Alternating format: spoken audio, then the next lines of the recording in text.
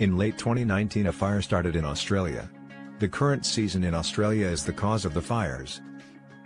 All this has been exacerbated by persistent heat and drought, and many points to climate change as a factor making natural disasters go from bad to worse. About 12.35 million acres of land have burned across Australia, according to the Associated Press. There were 51 fires burning across Queensland in September, with winds still extremely high. In the worst-hit state, New South Wales, the fire has affected more than 12 million arses, destroying more than 1,800 houses. Blazes have torn through bushland, wooded areas, and national parks like the Blue Mountains. Some of Australia's largest cities have also been affected, including Melbourne and Sydney, where fires have damaged homes in the outer suburbs and thick plumes of smoke have blanketed the urban centre. Earlier in December, the smoke was so bad in Sydney that air quality measured 11 times. There are many fires with different sizes. Isolated buildings or part of a neighbourhood to massive infernos that occupy entire hectares of land. Some start and are contained in a matter of days, but the biggest blazes have been burning for months. In New South Wales alone, more than 100 fires are still burning. The other states also took damage, but not as much as New South Wales. Firefighters are spraying water from planes and helicopters as well as from the ground. But fighting bushfires is extremely difficult, and often authorities have to focus on just stopping the spread, rather than putting the fire out. The priority is saving lives. Firefighters in Australia have been working tirelessly for months battling wildfires in the country. Some have travelled thousands of miles from different countries to help. Photos from Kangaroo Island in the state of South Australia show firefighters taking a much-needed break, with some taking a short nap on the grass before heading back. For the first time since 2010, the federal government is sending U.S. firefighters, including some from California, to help combat Australia's wildfires. Canada is also sending firefighters to Australia for the first time, alongside other countries. More than 2,000 homes have been destroyed or damaged, so people have been forced to flee their home and find help, which costed the life of at least 25 people. And over 500 million animals have burned to death.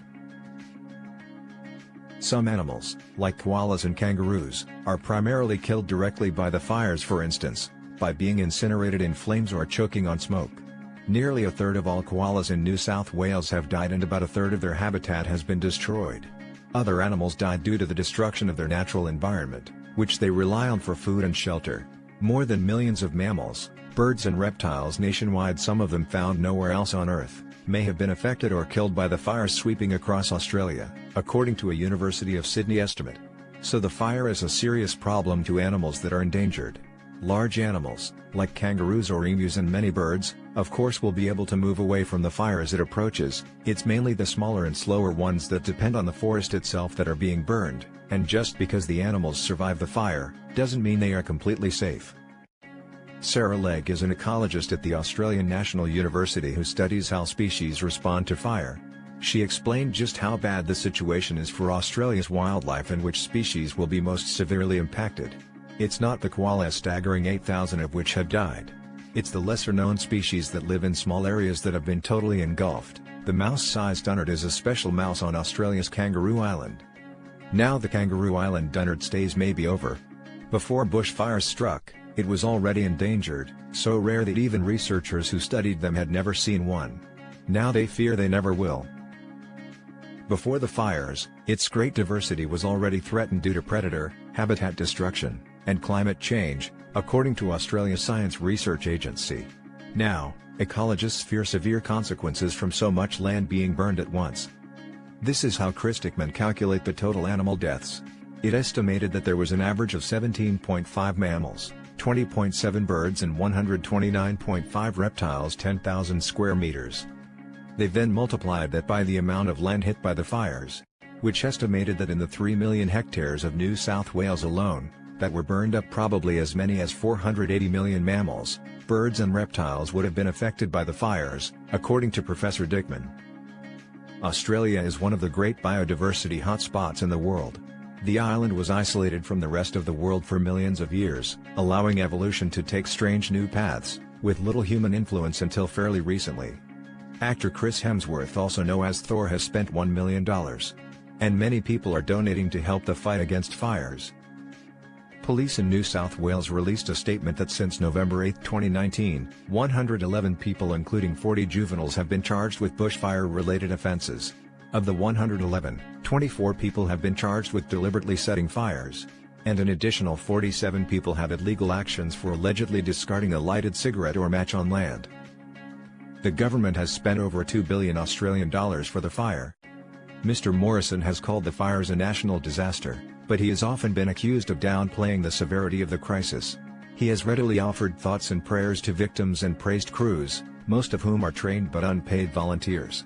He later pledged an additional 11 million Australian dollars towards aerial firefighting. As the crisis rolls on, many Australians have accused the Prime Minister of failing to provide reassurances or support to fire-hit communities. Mr. Morrison and his government have also faced a mounting backlash over their climate policies. Mr. Morrison's decision to go on holiday with his family had not been publicly announced. In the media and on social media, are saying that he should not be missing at a time of crisis escalated.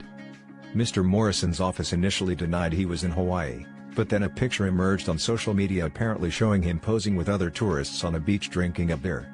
Australia, with its coal-dependent economy, has one of the highest per capita greenhouse gas emission rates globally. The 2020 Climate Change Performance Index ranked Australia last of 57 countries for its climate policy, saying it had gone backwards under the Morrison government. There are many false claims of people setting trees on fire, and these claims are going viral on social media, particularly among climate people. Several protests have been held, including thousands of people coming onto the streets in Sydney, where the air quality has been pushed to hazardous levels.